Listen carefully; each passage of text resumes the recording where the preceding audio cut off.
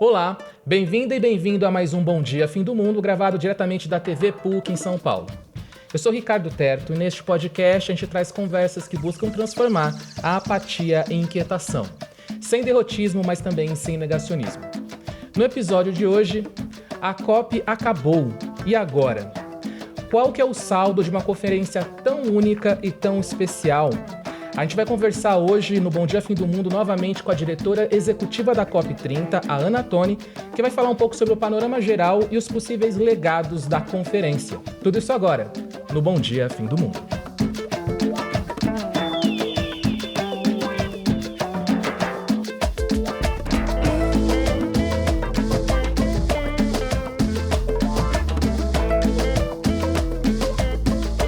Então, começando aí esse primeiro bloco, onde temos aqui no estúdio novamente a Giovana Girardi com a gente na mesa do Bom Dia Fim do Mundo e também a diretora executiva da COP30, a Ana Toni. Ana, prazer receber você novamente no Bom Dia Fim do Mundo. Obrigada, um prazer é todo meu. Giovana, bom dia. Você esteve lá, né, todos os dias na conferência, essa conferência inesquecível com todas as emoções. Vou passar a bola então para você começar a fazer a primeira pergunta. Legal, obrigada, Terto. Bom dia pessoal, bom dia, Ana. Já queria começar te perguntando um pouco sobre a nossa ideia aqui é fazer um balanço, né? Então eu queria te perguntar um pouco sobre os limites desse tipo de conferência, né? Se por um lado foi possível chegar a alguns acordos importantes, inclusive mostrar que o multilateralismo está vivo, né? Que eu acho que era um dos objetivos de vocês na presidência da COP, mas por outro lado ficou claro que quando a gente tem temas muito espinhosos, dificilmente eles vão ser resolvidos nesse tipo de seara que depende de um consenso. Né? Quando a gente tem um grupo que é radicalmente contra alguma coisa, vai ser difícil seguir adiante com ele, que é o que a gente viu acontecendo com a questão dos combustíveis fósseis. Né? O presidente Lula lançou esse apelo logo no começo da COP para que ela trouxesse algum tipo de mapa do caminho para superar a dependência dos combustíveis fósseis. Isso não estava previsto na agenda da COP, mas o que a gente viu foi que ele foi ganhando tração, né, ao longo de 2 semanas, a ponto de chegar um momento ali que a gente tinha um grupo a favor e um grupo completamente contra, o que até chegou a travar um pouco o avanço das negociações, né, e a gente até chegou a temer que isso pudesse implodir a conferência. Enfim, no final das contas, isso ficou fora mesmo, né, do documento. Então, eu queria te perguntar um pouco isso, assim, quanto que talvez as COPs tenham um limite aí do que elas conseguem entregar quando a gente está falando de combater a principal causa do aquecimento global? Bom, Giovana, você estava lá, foi ótimo te ver lá em Belém, que bom que estamos todos agora descansando um pouco e fazendo um pouco esse balanço. Eu acho que ainda tem muita coisa fresca na cabeça de todos para a gente fazer um balanço aí fidedigno do que aconteceu. Mas olhando para a COP, eu acho que eu poderia dividir em 3 momentos. As COPs se tornaram o maior evento das Nações Unidas e elas não podem só serem julgadas por o que atingiu ou não na negociação. Eu acho que primeiro teve o ganho, vou contar o ganho político, que é o que você está colocando, que é o grande debate que se conseguiu nessa COP sobre combustíveis fósseis. Tirando em Dubai, né, quando estávamos todos lá, acho que ganhou um vulto político com o presidente Lula liderando esse processo, ministra Marina, mas 80 países que politicamente se colocaram a favor de um mapa de caminho, isso não é pouca coisa.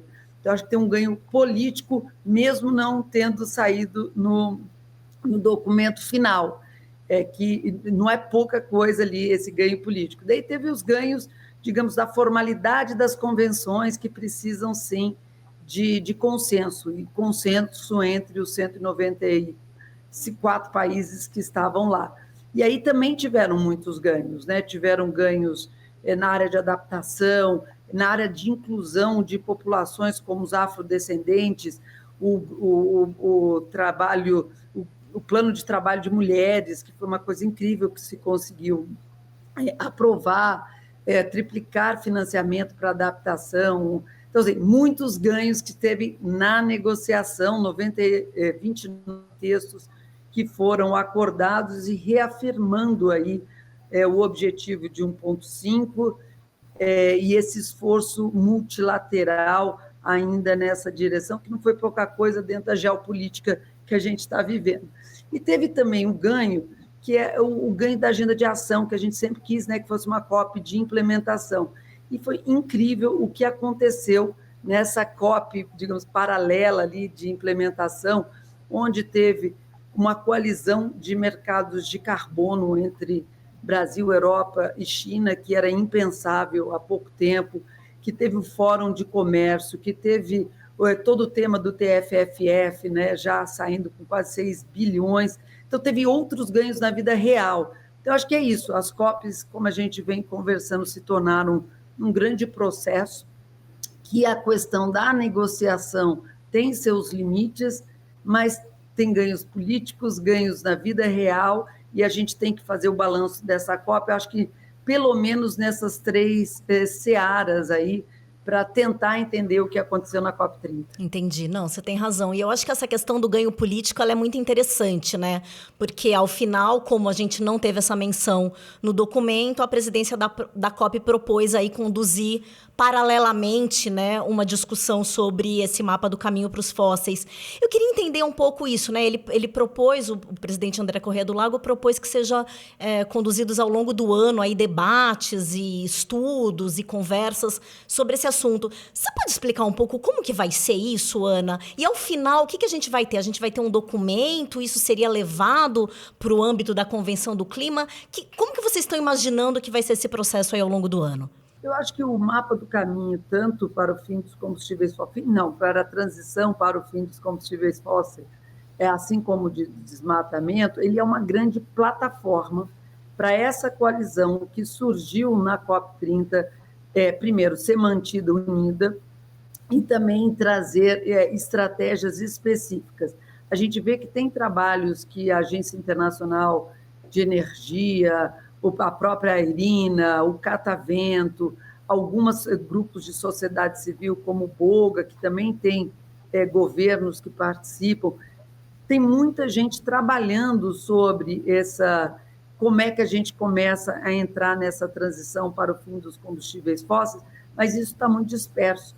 Então, eu espero que o mapa do caminho que tenha sido proposto seja uma maneira da gente trazer todos esses atores, tanto governamentais, que se colocaram parte dessa coalizão, como de agências que têm aí o conhecimento específico, para a gente mostrar quais são as possíveis alternativas que temos na mesa e as possíveis estratégias, que podem, obviamente, fortalecer, voltar para as COPs de uma maneira talvez mais organizada, trazendo até novos atores, e pode ser também complementar a essa estratégia, também mostrando que talvez tenham outras alternativas regionais, alternativas que tragam também a dependência econômica, que são taxação de combustíveis, são diversas alternativas. O que a gente precisa agora é organizar esse debate, pensar em estratégias contundentes sobre isso e organizar também o campo que é a favor da gente dar passos firmes e fortes nesse caminho que é pensar a transição para o fim do combustível fóssil. Entendi. O presidente André Corrêa do Lago chegou a afirmar na última coletiva de imprensa que ele deu, né, no finzinho da COP, que a ideia é envolver até a OPEP, né, que é a Organização dos Produtores e Exportadores de Petróleo. A ideia é trazer, né, os petroleiros aí para esse debate também. E são justamente esses países que mais se mostraram contra uma inclusão do mapa do caminho, né, durante a conferência. A impressão que dá é que eles até toparam colocar num documento, como aconteceu na COP28, né, que você mencionou agora há pouco, mas está difícil de dar esse próximo passo, né? E o presidente Lula chegou a afirmar algumas vezes que a ideia não era impor nada, mas cada país poder definir seu caminho. Então, eu queria saber um pouco como que vocês estão planejando incluir os petroleiros nesse processo. Como você disse, na COP28, isso já foi acordado. O transitar para o fim do combustível fóssil de maneira ordenada, justa e equitativa, isso já foi aprovado por todos os países. Há da perspectiva de muitos países que o como fazer esse próximo passo é definido por cada um dos países nas suas NDCs. e que não tem nada que a gente deva fazer globalmente sobre isso. E tem outros países que acham que a gente deve fazer coisas ainda globalmente, até para estimular que os países, ou facilitar, guiar os países que queiram fazer isso nas suas NDCs nacionalmente, as suas contribuições nacionalmente determinadas. Então, acho que não tem uma disputa que precisamos fazer. Se essa ação vai ser feita por cada um dos países independentemente, ou se tem ainda coisas que a gente precisava e deveria fazer globalmente, e aí sim, através das COPs. Mas eu acho que todos, até os países petroleiros, como é no caso do Brasil também, sabe que precisa fazer alguma coisa.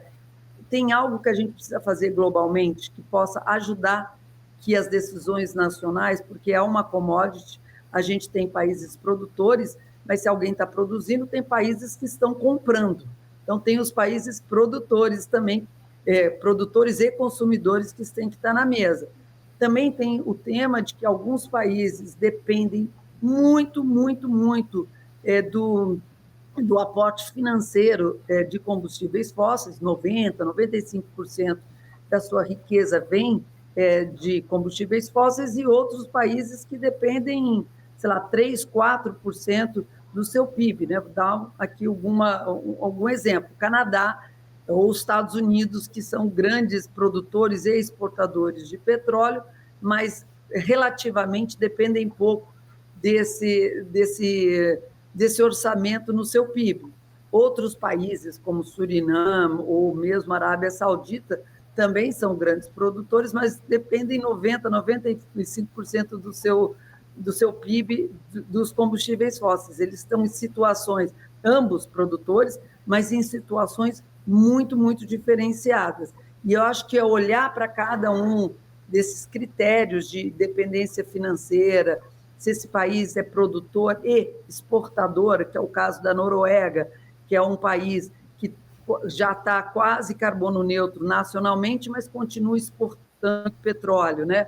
Outros são só consumidores de petróleo e que nunca produziram nada. Então, acho que olhar para todas essas dimensões, que é isso que o Roadmap vai fazer, e propor, talvez, critérios, talvez, caminhos que possam ser, talvez, consensuados, sabendo que os países desenvolvidos, maiores produtores de combustíveis fósseis, como é o caso dos Estados Unidos, Canadá, Austrália e alguns outros, Rússia, obviamente, que já se desenvolveram há muito mais tempo, talvez precisassem liderar esse processo. Então, esse debate nunca aconteceu de uma forma organizada, e eu espero que o Mapa do Caminho nos ajude a ter um debate mais qualificado, olhando qual é a situação de cada um, não só dos produtores de combustíveis fósseis, mas também dos consumidores de combustíveis fósseis, e que a gente possa, aí sim, trazer uma proposta mais robusta para ter um passo concreto nas futuras COPs. Maravilha, Ana. Realmente uma COP tão complexa não daria para a gente abordar só em um bloco, então a gente continua com você no segundo bloco, mas por enquanto segurem as suas tornozeleiras que vem aí o quadro A Trombeta da Semana, logo depois da vinheta.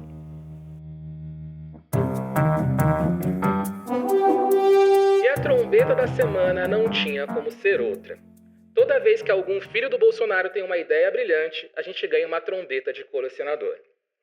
Depois que o senador Flávio Bolsonaro convocou uma vigília ao redor da casa do ex-presidente, o ministro Alexandre de Moraes decretou a prisão preventiva do soluçante condenado, vendo nisso indícios graves de tentativa de fuga. Na noite de sexta para sábado, Jair resolve tentar abrir a tornozeleira eletrônica com uma solda, acionando o dispositivo de segurança do aparelho e também o dispositivo de criação de memes no Brasil. Pessoas próximas a Jair Bolsonaro afirmaram que o gesto de desespero não foi uma tentativa de fuga, mas um surto, porque ele estaria ouvindo vozes de dentro da tornozeleira. Papinho de advogado à parte, fica a pergunta para vocês, ouvintes. O que vocês colocariam na playlist da tornozeleira do Bolsonaro? Um podcast do Carlos Bolsonaro na fase Pavão Misterioso? O sanfoneiro da Covid cantando Asa Branca em loop? Trump mandando apenas um "puxa, que pena" quando soube de sua prisão? Ou ainda o remix de Joyce Hassman dizendo toque, toque, toque à Polícia Federal. Enquanto as vozes não calam e os soluços não passam, essa foi mais uma trombeta tornozeleira da semana. Um sinal do fim dos tempos e um sinal de que o Bom Dia Fim do Mundo só está na metade.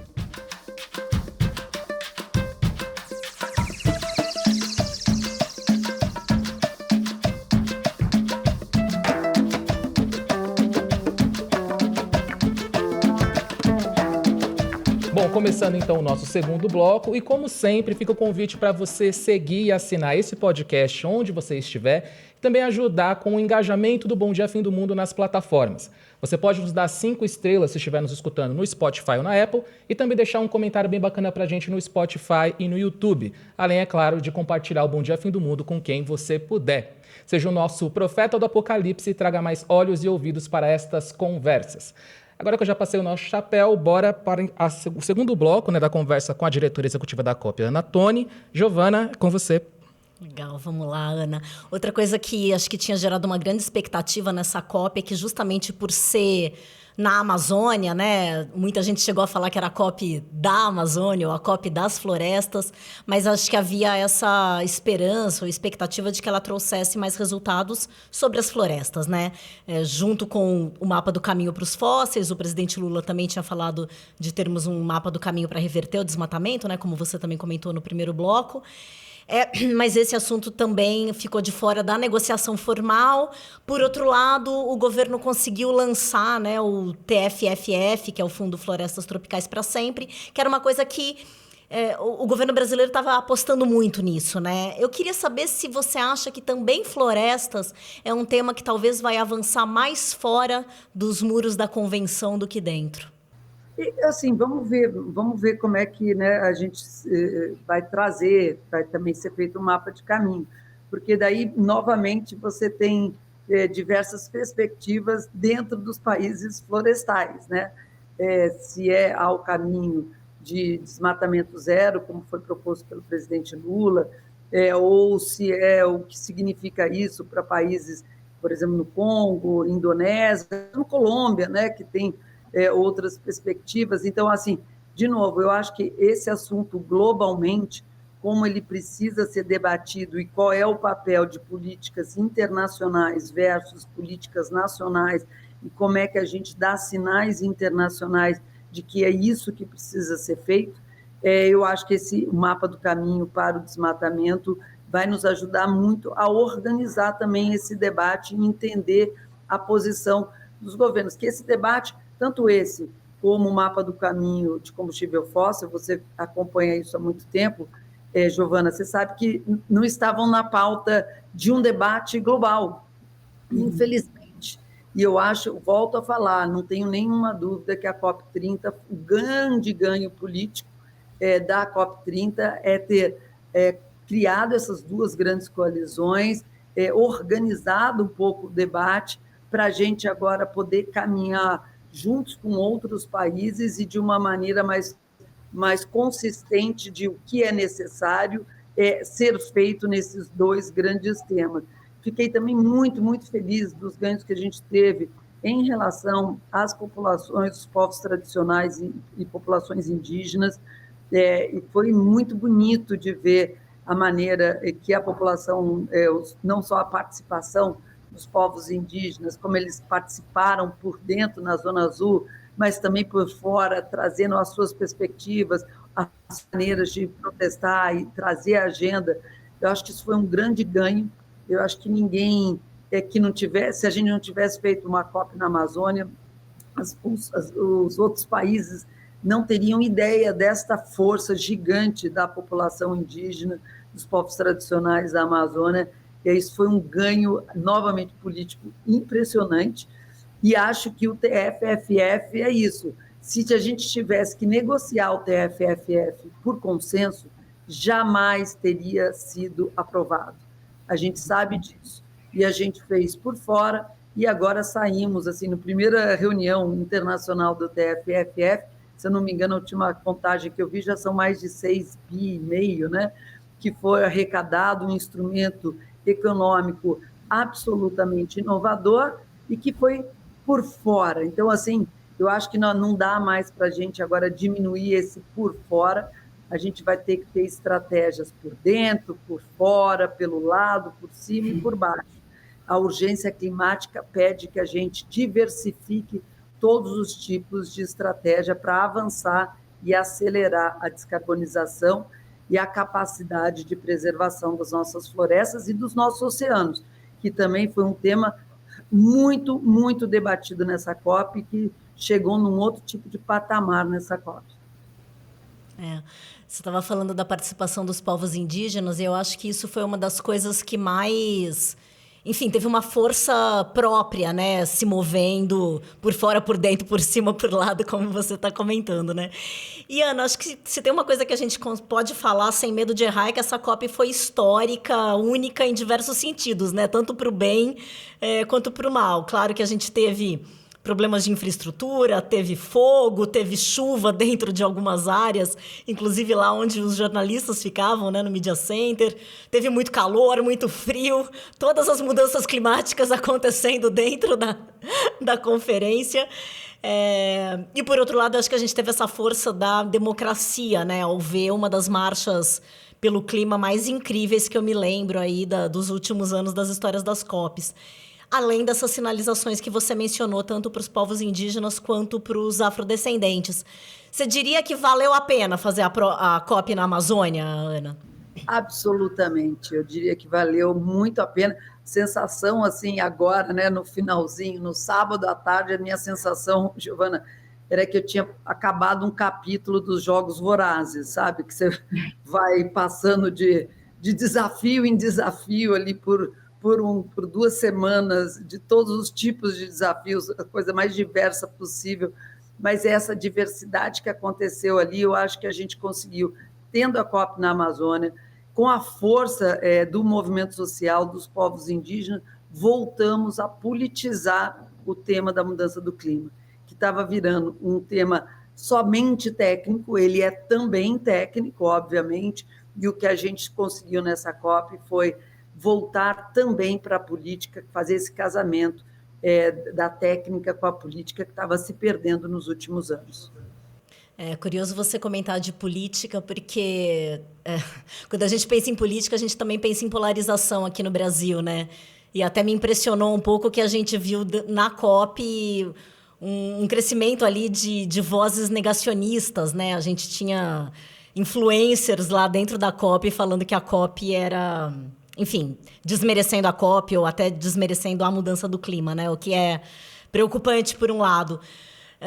Por outro lado, eu acho que essa COP também inovou, e eu sei até que foi uma demanda sua aí do presidente André Corrêa do Lago, de ter um pavilhão da ciência, né, Ana, dentro da conferência.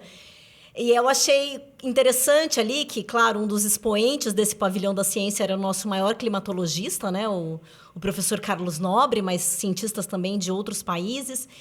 E eu percebi que eles ficaram funcionando meio como um grilo falante mesmo ali, né, durante a COP, no ouvido dos negociadores, né, chegaram a ir na frente da plenária, distribuir ali uns panfletos mostrando como o nosso risco ele está muito... Talvez seja maior do que a gente imaginava, né? Eu acho que o que eu, inclusive, ouvi esses cientistas, a gente até fez uma entrevista bem legal na Pública com o Johan Rockström, né? Aquele pesquisador sueco, e ele ficou falando muito isso, assim, que ele sabe que os negociadores conhecem a ciência, conhecem o que a ciência diz sobre mudança do clima, mas talvez não saibam as últimas atualizações de como o nosso risco ele está muito maior mesmo, né, de colapsar em vários pilares aí que são fundamentais para o funcionamento do planeta, né, a própria Amazônia, claro, mas recifes de corais, os oceanos, como você disse, as geleiras. Eu estou falando tudo isso porque a crise climática ela evolui muito mais rápido do que as COPs conseguem avançar. Né? Assim, por mais que elas avancem, né, sempre aos passinhos, como a gente sabe, a crise climática está indo mais rápido. Queria te fazer uma última pergunta, então, Ana, que é um pouco isso. Assim, como virar esse jogo diante desse descompasso entre ciência e a negociação climática? Como eu disse, Giovana, eu acho que a gente tentou nessa COP mostrar que a gente vai ter que acelerar as ações de descarbonização e resiliência, com muitas novas estratégias. Não dá só para colocar todas as nossas fichas no processo da convenção, do Acordo de Paris, que é um processo difícil por consenso, onde a geopolítica está do jeito que está. A gente vai ter que complementar esse esforço, que deve, é muito importante que continue, mas a gente tem que complementar esse esforço com outras estratégias, e acho que os cientistas têm nos ajudado muito. Eu acho que o que você falou, a desinformação, tentando, por exemplo, que a novo tipo de negacionismo é colocar dúvidas nas soluções que estão aparecendo, seja renováveis, seja os novos tipos de mobilidade que a gente tem visto, seja novos tipos de alimentos da bioeconomia, a dúvida que essas soluções elas sejam capazes. E isso é uma nova forma de negacionismo. Então, a gente vai ter que, como eu disse, ter uma estratégia que continue olhando para as negociações de uma maneira contundente, até que a gente consiga criar esse consenso, mas a gente vai ter que complementar com estratégias em outros fóruns multilaterais, em fóruns regionais, escalar as soluções que a gente tem, lutar contra a desinformação e não esperar só que as COPs, a negociação vai trazer todas as respostas que a gente precisa. A gente não pode colocar todas as nossas fichas só neste lugar. A gente vai ter que colocar muito nesse lugar e complementar com outras estratégias. E aí, só para terminar, então, Ana, agora de verdade, internamente no Brasil, você vê a presença da COP aqui mudando as nossas políticas internas? Vejo, assim, esse talvez seja um legado muito, muito positivo e importante. A gente viu, primeiro, o Brasil chegando juntos, não quer dizer que não tenha conflitos, não quer dizer que tenha diferenças, mas o Brasil se colocando como um provedor de soluções climáticas, ainda com as suas tensões, com as suas dúvidas, mas mostrando as soluções. Isso acho que foi muito importante. A gente viu alguns anúncios, por exemplo, trazendo aí a homologação de terras indígenas, o reconhecimento dos afrodescendentes, a política de adaptação, o reconhecimento dos governos subnacionais de uma maneira muito, muito forte, e colocou o debate que o próprio presidente Lula colocou, de como é que o próprio Brasil agora vai ter que entender o que é diminuir a sua própria dependência aos combustíveis fósseis. Fica claro que esse foi um debate colocado não só para o resto do mundo, mas também internamente para o Brasil. Então, vamos ver como a gente leva esse debate para nós, presidência da COP, nos próximos 11 meses, mas acho que para o Brasil a gente vai ter que ter esse debate muito fortemente que a gente colocou para o mundo. Pois é, ver como que a gente vai fazer o nosso mapa do caminho, né? Ana, muitíssimo obrigada pela entrevista, foi ótimo ter você aqui no programa. E vamos aí, né? Mais um ano de trabalho. Isso aí, vamos continuar. Eu que agradeço muito a sua cobertura fundamental, porque é isso que vai fazer toda a sociedade brasileira e global continuar, pelo menos para nós na COP30, fazendo com que a gente agora aterrize os ganhos que teve na COP30 nesses próximos 11 meses. Então, continuamos juntas, Giovana, até nesses próximos meses. Isso aí, Ana. Obrigada. Até, então. Obrigado mais uma vez, Ana Toni. Bom, e continuando no ritmo da COP, chegou a hora do quadro Dicionário da COP30, uma parceria da agência pública com a TVT, onde a Isabel Seta traz de maneira didática um dos termos que fizeram parte da conferência. Isa, e agora, qual que é a palavra da semana?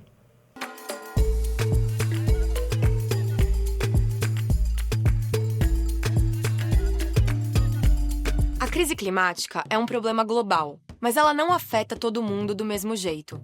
Populações negras, periféricas, quilombolas, indígenas e ribeirinhas muitas vezes estão entre as principais vítimas de eventos climáticos, como tempestades e secas extremas. É o que chamamos de racismo ambiental. O racismo ambiental reflete as desigualdades históricas de acesso de determinadas populações a direitos básicos, como saneamento e locais seguros para viver. Também reflete a falta de políticas públicas para essas populações, que acabam mais vulneráveis a desastres e expostas a áreas de risco.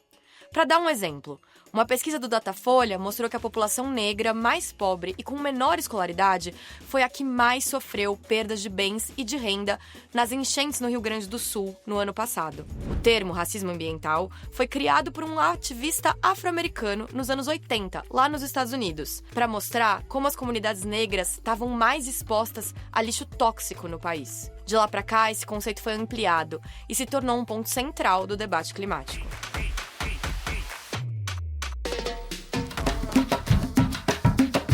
Bom, e antes de ir embora, fica um convite diferente para vocês que curtem aí, escutam os podcasts da Agência Pública.